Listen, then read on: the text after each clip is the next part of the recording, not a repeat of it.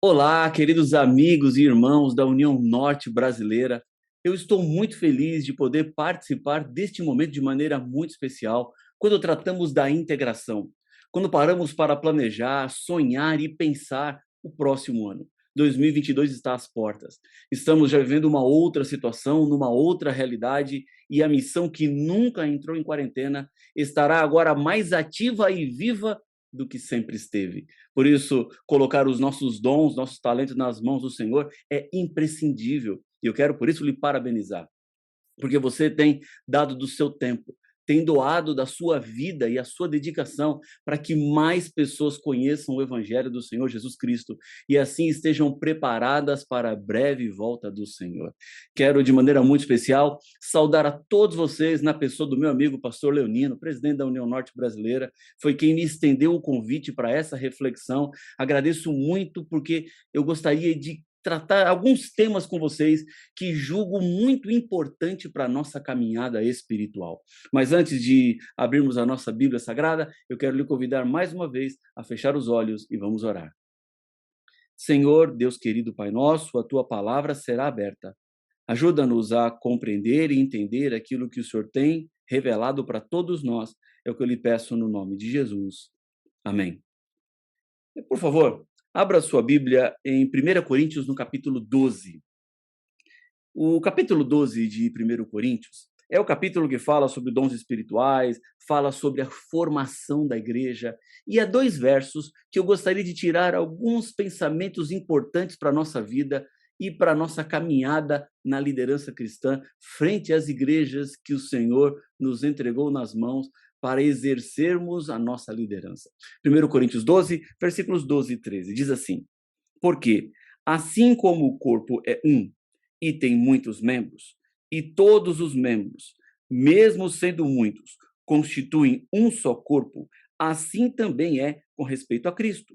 Pois em um só Espírito todos nós fomos batizados em um só corpo, quer judeus, quer gregos, quer escravos, quer livres, e a todos nós foi dado beber de um só Espírito. Quando nós olhamos para os textos de Paulo, nós vemos que Paulo não apenas usa a imagem do corpo para tratar a igreja. Em outros lugares, Paulo fala sobre família, fala sobre exército, fala sobre templo e usa até a analogia de uma noiva. E cada imagem tem lições importantes a nos ensinar. No entanto, em 3 das suas epístolas, Paulo enfatiza a igreja como um corpo. E em cada uma dessas passagens, ele apresenta as mesmas características quando trata sobre o corpo. E nós podemos encontrá-las de maneira muito fácil. Paulo fala sobre unidade, Paulo fala sobre diversidade e Paulo fala sobre maturidade. Bom, vamos tentar entender um pouquinho melhor essas 3 figuras diferentes usadas no contexto do corpo. Unidade. A igreja de Deus, a igreja cristã, ela precisa da unidade. A unidade se dá porque nós professamos o mesmo Senhor. Todos nós cremos que Cristo Jesus morreu na cruz do Calvário e que a morte dele é suficiente para a salvação de todo aquele que nele crê. Porque nós professamos o mesmo Senhor, nós temos uma unidade. Não existe na igreja deuses diferentes ministrando na salvação do seu povo, mas temos o mesmo Senhor. A unidade se dá porque fazemos todos parte do mesmo corpo. Como Paulo usa essa imagem, a igreja é o corpo de Cristo e todos nós ministramos no mesmo corpo. Paulo fala dos diferentes órgãos do corpo humano, cada um diferente em si, mas sabendo do seu papel para a manutenção da vida. Assim como os meus olhos têm um papel nesse momento, a minha boca tem outro papel, as minhas mãos têm outro papel e os meus órgãos internos também desempenham outros papéis para que eu esteja vivo e falando a vocês, assim também a igreja. Há uma unidade entre aqueles que ministram no corpo de Cristo, fazendo funções diferentes. A nossa unidade se dá também porque dependemos do mesmo Deus e todos nós participamos do mesmo batismo, porque há um só batismo, há um só Senhor, há uma só fé. Mas há também que se considerar a diversidade. Quando a gente pensa no corpo, nós sabemos que há diversidade de órgãos, todos eles apontando e trabalhando no mesmo objetivo. Portanto, o mesmo acontece na igreja. Estamos unidos no mesmo corpo, mas somos diversos. A fim de viver, de crescer, de servir, o corpo precisa de funções diferentes. Mas estes órgãos que executam funções diferentes, eles têm dependência mútua. Por exemplo, os meus rins dependem do meu coração, que depende do meu pulmão, que depende do meu sistema de respiração. Ou seja, todo o corpo está integrado. Assim é a igreja. Deus, ele dá para cada congregação exatamente os dons de que precisa e quando precisa. Há também o elemento da maturidade.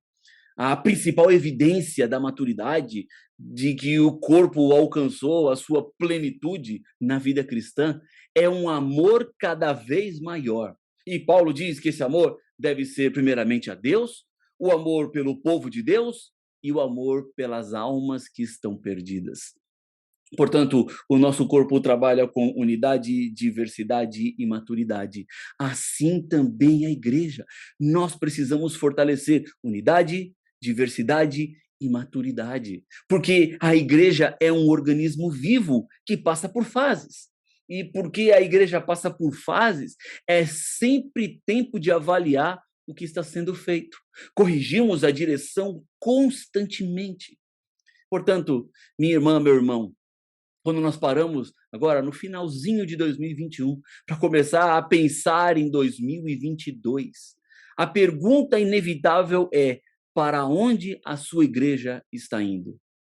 E quando eu falo sua igreja, eu não estou falando da igreja na União Norte, eu não estou falando da igreja na associação, na missão, estou falando a sua igreja local. Para onde ela está indo? Qual é a influência que a sua igreja está exercendo na comunidade onde ela foi colocada? Irmãos, irmãs, blocos de gelo são conduzidos nos oceanos pelo vento. Agora, os icebergs não. Eles são carregados pelas correntes marítimas. Não são os ventos que conseguem levar um iceberg de um lado para o outro. O que eu quero dizer com isso é que o que deve mover a igreja não são os ventos superficiais, mas o resultado de uma visão sólida que aponta a direção a ser seguida. Porque a saúde de uma igreja, ela é medida pela capacidade de pessoas enviadas e não pela capacidade de pessoas assentadas. Em outras palavras, quanto da nossa igreja está sendo hoje voltada para a missão? Quantos membros estão exercendo os seus dons com o objetivo de levar outras pessoas aos pés de Cristo? Há algumas frases que eu não sei o autor, mas que são muito interessantes. Uma delas diz assim, ó: a igreja que não evangeliza, fossiliza. Se a igreja para de pregar o evangelho, ela simplesmente está conservando-se. E a conservação leva à fossilização. Nós não queremos uma igreja de conservação, nós queremos uma igreja de ação, de movimento. Nós queremos uma igreja que esteja constantemente envolvida na obra de salvar almas. Uma outra frase diz assim: pastor que não se molha no batistério, seca no ministério. É exatamente isso. É a vida da igreja que se percebe e se sente quando o tanque está cheio, quando pessoas estão entregando sua vida para uma nova vida, quando estão renascendo, quando estão passando pelo milagre que o batismo causa, de fazer das novas pessoas novas criaturas. Eu gosto também de comparar a igreja com um barco. Seguindo uma analogia de Jesus, que disse que faria de seus seguidores pescadores de pessoas. E se a igreja é um barco, existem tipos diferentes de barcos. Primeiramente, a igreja não é um navio de cruzeiro, mas eu gosto de pensar na igreja como um barco de pesca. Embora o navio de cruzeiro e o barco de pesca estejam e foram feitos para o mar, um não tem contato nenhum com os peixes, enquanto o outro está no mar por causa dos peixes. E esta analogia me faz lhe fazer uma pergunta. A sua igreja hoje é um barco de cruzeiro ou é um barco de pesca?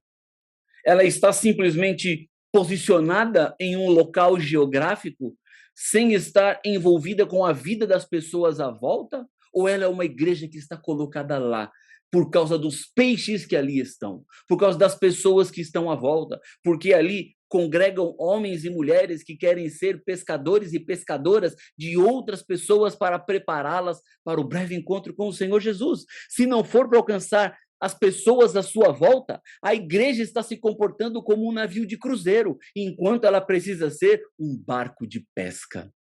Pensando nesta analogia de um barco de pesca, foi que a divisão sul-americana estabeleceu 4 ênfases para nortear as nossas ações nos próximos anos. Essas ênfases têm como foco os membros das igrejas. E as ações estão voltadas para onde a igreja está inserida. Não é uma ação institucional, não é uma ação da associação, mas é uma ação local. Por exemplo, a primeira ênfase fala da escola sabatina e dos pequenos grupos. E convida todas as pessoas para participarem ativamente em unidades de ação da escola sabatina e pequenos grupos. Irmãos, uma força enorme quando criamos um sincronismo entre as unidades de ação e os pequenos grupos, quando os pequenos grupos estão sincronizados com as unidades de ação. A segunda ênfase fala sobre os estudos bíblicos, e aqui a ênfase é diretamente na missão, na pregação da palavra, buscar e atender interessados com estudos bíblicos. Nós não queremos apenas que as pessoas conheçam a verdade, mas nós queremos apelar a elas para que vivam a verdade. Por isso, nós buscamos essas pessoas e nós atendemos essas pessoas com os estudos bíblicos. A terceira ênfase da divisão fala sobre novas gerações. E o desafio aqui é integrar, cuidar, para que as novas gerações tenham um maior compromisso com Deus, com a igreja e com a missão. Quando os jovens colocam seus dons e talentos nas mãos do Senhor, quando os jovens são determinados a pregarem com toda a sua força, acontece uma enorme revolução na igreja. Veja, por exemplo, a Missão Caleb, quando os jovens dedicam parte das suas férias, colocando todo o seu tempo na pregação do evangelho, na doação de sangues, no atendimento a pessoas necessitadas, aos estudos bíblicos, a campanhas de evangelismos, a séries diretas de pregação da palavra, milagres acontecem. E a quarta ênfase da divisão tem a ver com o ancianato, onde nós queremos intensificar a liderança espiritual e missionária do ancianato. Irmãos e irmãs, queremos que a igreja cresça, porque o nosso objetivo não é encher os templos, mas nosso objetivo é encher o céu. E para isso, precisamos encontrar o caminho certo para o crescimento da igreja. Às vezes eu encontro pessoas que colocam algumas teorias, por que a igreja deveria olhar para determinada área, porque assim a igreja então cresceria. Existem percepções que as pessoas pensam ser necessário para a igreja crescer.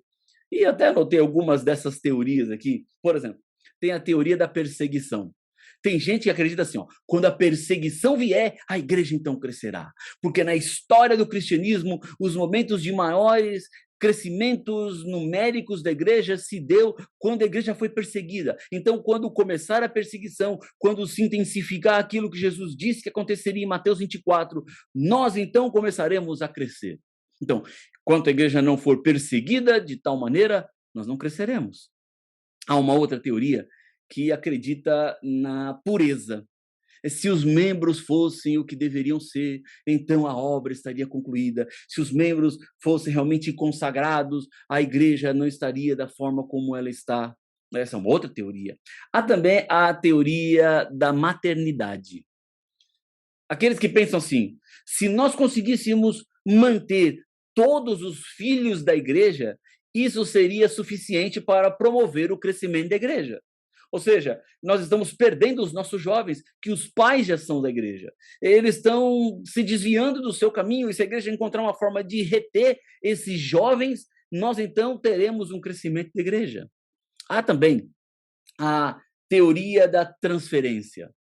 se nós tornarmos a nossa igreja suficientemente atrativa, as pessoas de outras igrejas adventistas vão se transferir para a nossa igreja, então logo cresceremos. Há também a teoria das mãos ajudadoras. Se nós tornarmos as nossas igrejas voltadas para projetos sociais, ela crescerá.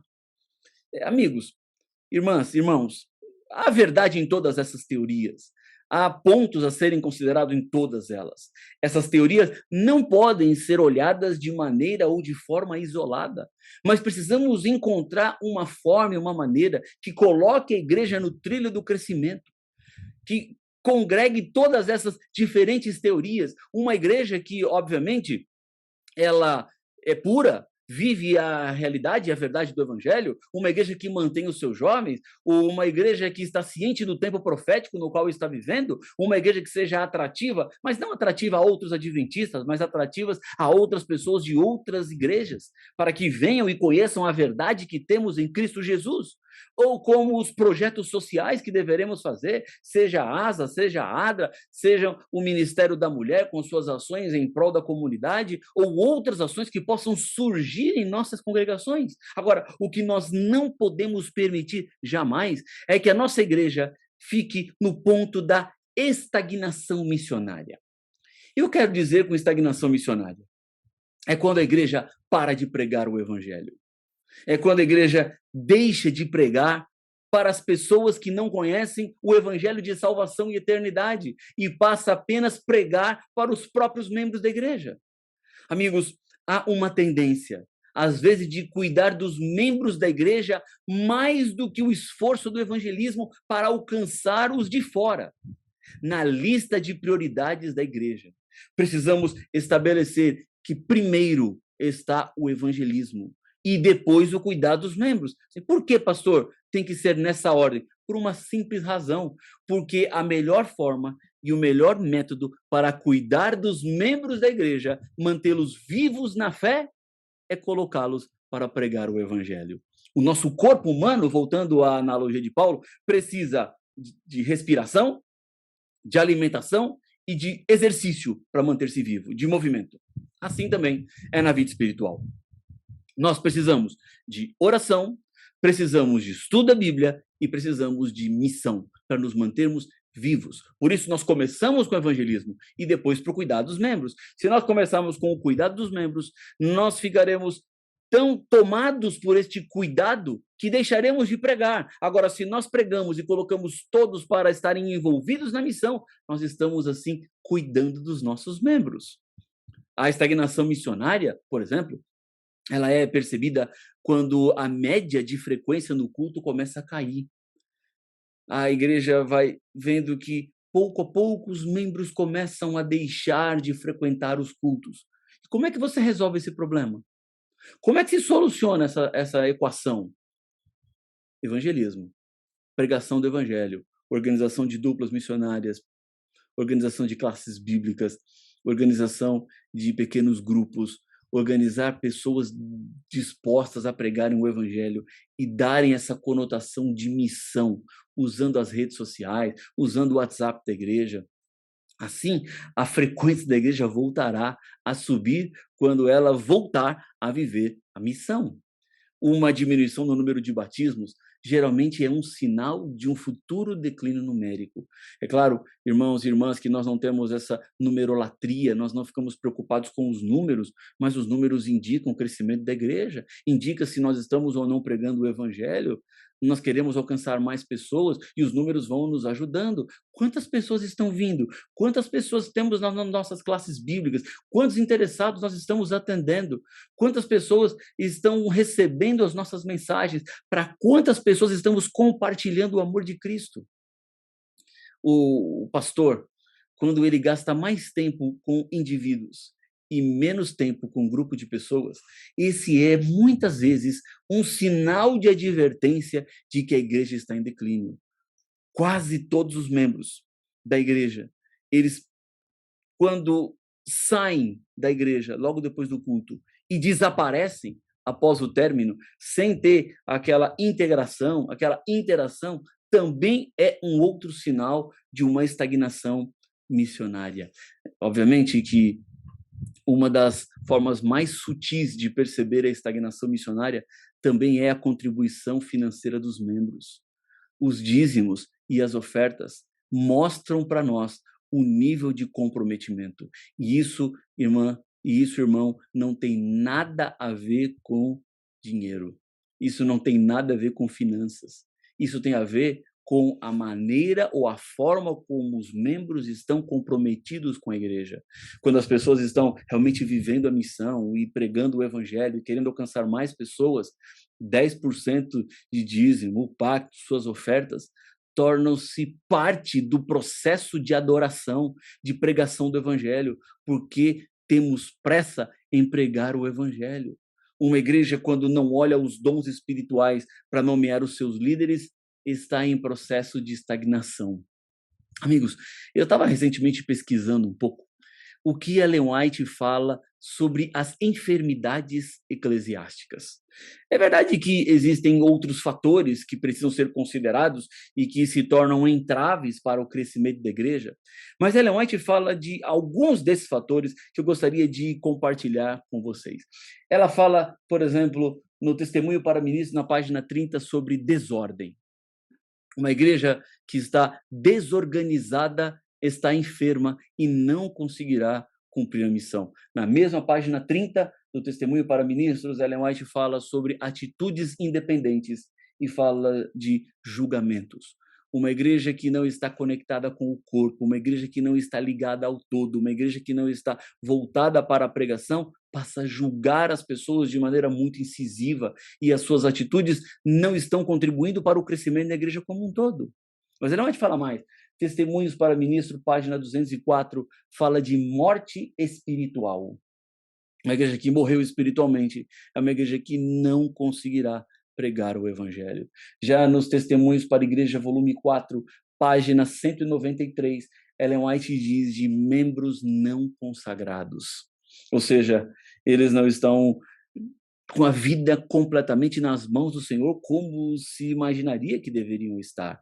No mesmo livro Testemunhos para a Igreja, volume 4, agora na página 338, fala de uma liderança ineficiente, onde as pessoas são pomposas, ditatoriais e descorteses. Isso também é um sinal de enfermidade. Já nos Testemunhos para a Igreja, volume 5, na página 241, Ellen White fala de 6 males que perturbam a igreja e sacrificam a paz. E são esses males: orgulho espiritual, desejo de mandar, desejo ambicioso por honras e posições, falta de controle próprio, preconceito, instabilidade e falta de julgamento. Já na página 44 do mesmo Testemunhos para a Igreja, volume 5, Ellen White fala de membros que não assumem as suas responsabilidades. Já no volume 8, Testemunhos para a Igreja, página 22, ela fala de falta de oração como uma das razões para a igreja deixar de crescer. No mesmo volume 8, na página 83, ela fala sobre maledicências e maquinação do mal. E no livro Evangelismo, página 326, ela fala de improvisos e falta de organização. Ora, amigos, se vemos estes sintomas em nossas igrejas, nós precisamos parar, pensar e avaliar. Algumas perguntas, para mim, são importantes neste momento. Por que estamos aqui? Qual a razão da existência da igreja? Eu entendo que todos nós, líderes, precisamos responder estas perguntas. E se você quiser anotar, anote, e na próxima comissão da igreja, reúna os líderes, ou uma reunião de anciãos, conversem com eles. Por que Deus nos colocou aqui? Qual é a razão da existência da nossa igreja? Outra pergunta: se continuarmos como estamos, como seremos daqui a 5 anos? Estamos satisfeitos com a nossa situação? E quarta pergunta: para cumprir o nosso propósito como igreja, o que é que precisa ser mudado? Diante disso, deixa eu te dizer algumas coisas que vêm ao meu coração. Nós precisamos criar uma cultura de evangelismo permanente em nossas igrejas. Não podemos jamais perder de vista o chamado que Deus nos fez de pregação do evangelho. Essa cultura de evangelismo deve estar em todos os departamentos, sejam aqueles departamentos com suas atividades mais internas, como aqueles que têm uma atividade mais externa, mas todos devem apontar para o evangelismo, para cada área da igreja. Deus nos dá formas e condições de alcançarmos pessoas que ainda não foram alcançadas. Um outro ponto que vem ao meu coração: estabeleça ações de crescimento intencional da igreja. O que eu quero dizer com isso, irmãs e irmãos, é que o crescimento de igreja, ele não vai acontecer se não houver ações intencionais apontando ou direcionando a igreja para o crescimento. Não é pensar assim, não, deixa que a igreja cresce sozinha. Não, a igreja não cresce sozinha. Nós precisamos deste investimento de tempo, de compreensão, de avaliação, onde estamos, por que estamos, como fazemos, para que a igreja cresça intencionalmente. É parar para avaliar, coçar onde está coçando. Às vezes eu encontro pessoas que dizem assim, pastor, fizemos aqui uma semana de evangelismo, fizemos uma semana de colheita e as pessoas não vieram. Bom, primeiramente, você preparou a igreja para isso? Vocês começaram a trabalhar com os interessados antes dessa semana? Uma questão a ser levantada. Outro ponto. Será que com esta semana você se propôs a responder perguntas que as pessoas não estão fazendo? E porque se as pessoas não estão fazendo essas perguntas, elas não estão interessadas nas respostas que você está fazendo. Precisamos formular melhor as perguntas que estamos fazendo. Isso significa entender corretamente a comunidade onde a igreja está. A estratégia precisa ser eficaz. E ser eficaz é, então, compreender o mundo onde a sua igreja está inserida, para que ela possa ser a resposta de Deus às pessoas que estão à sua volta. Se a igreja não está conseguindo se conectar com a vizinhança, por exemplo, é o momento da gente parar e pensar e avaliar por que está acontecendo. Eu não tenho uma resposta padrão para todo mundo, eu não tenho uma resposta igual para todos. E cada igreja, cada comunidade precisa fazer a sua avaliação. Precisamos envolver mais pessoas e capacitá-las para o cumprimento da missão. Quando eu fui pastor em Jacareí, certa vez, apareceu uma situação de um grupo de irmãos que falaram assim, pastor, o senhor fala muito sobre missão, muito sobre evangelismo, e nós gostaríamos de dar estudos bíblicos, mas nós não sabemos como dar estudos bíblicos. Nós queremos ver como o senhor faz para dar estudo bíblico, de que forma eu posso dar estudo bíblico. E eu falei, pois bem, então vamos fazer o seguinte, vamos ter uma série de encontros nos domingos pela manhã e vamos marcar as nossas Bíblias em cadeia, estudo por estudo, um por um. E esse grupo de irmãos veio à igreja, compramos canetas vermelha, azul, verde, preta, distribuímos a eles e começamos a fazer um processo de marcação. Você coloca o primeiro versículo do estudo bíblico na contracapa da Bíblia, os 25, 27, 20 estudos bíblicos, ali está o primeiro versículo, o primeiro envia para outro, exatamente como temos na Bíblia missionária. Enquanto nós marcávamos a Bíblia, eu ia explicando como eu falava para as pessoas daquele verso que havíamos acabado de ler. Qual era a minha visão daquele verso. E o que eu ensinava às pessoas de cada um daqueles versos. E eles iam anotando, fazendo, e ao final da série eles estavam com a Bíblia marcada, prontinha para dar estudos bíblicos, e o que esse grupo me disse foi assim, pastor, nós nos sentimos agora confiantes para dar estudos bíblicos. Vejam, é uma ideia simples, irmãos, mas que faz diferença. Ensine as pessoas a dar o estudo bíblico passo a passo, verso por verso, como explicar cada um dos versos. Isso renova a fé daqueles que participam, deixa uma Bíblia marcada, prontinha para a missão, faz com que os membros sintam-se vontade de agora usar tudo aquilo que eles aprenderam de maneira muito mais eficaz. Envolver mais pessoas e capacitar é o nosso grande desafio.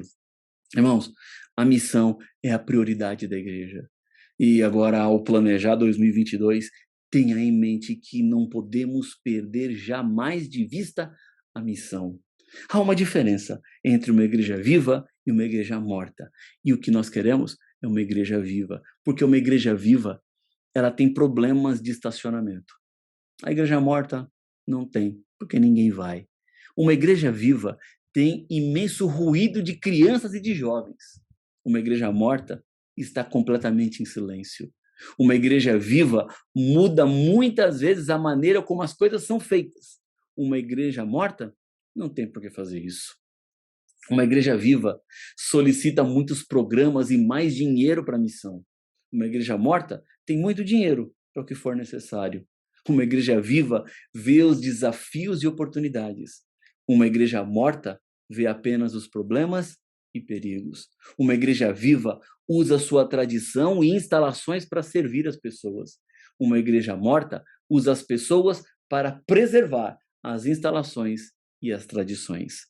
Portanto, meu irmão, minha irmã, minha pergunta a você é: como está a sua igreja?